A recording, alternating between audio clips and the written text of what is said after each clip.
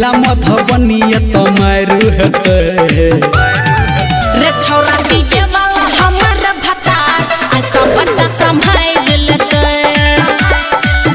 चाहे लाठी भाला चले तलवार ऐसा सबके संभाल लेते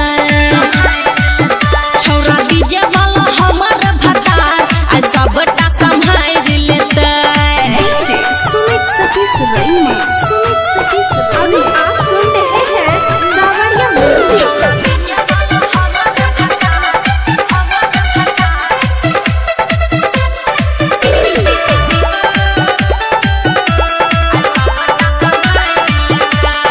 तोरा एहन एले कते नचनिया हमरा ने बुझे छौरा ठंडा रे पनिया चल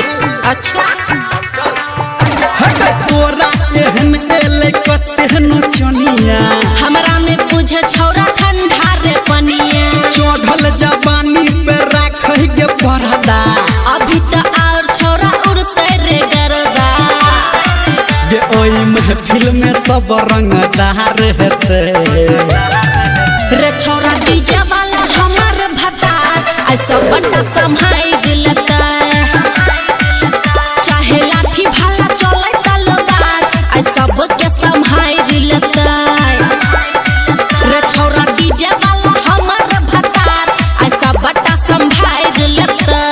डीजे सुमित सतीश रईमा मां गायत्री रिकॉर्डिंग स्टूडियो।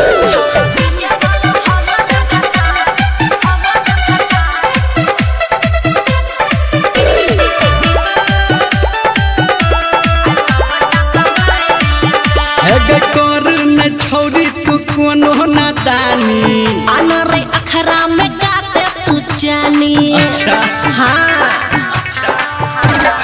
कर न छौरी तू कोनो नादानी अनर अखरा में गाते तू जानी धर्मेंद्र निरमलिया की कहते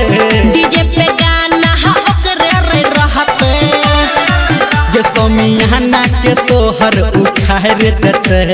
तो सुन रे छौरा डीजे वाला हमर भता ऐसा बड़ा संभाल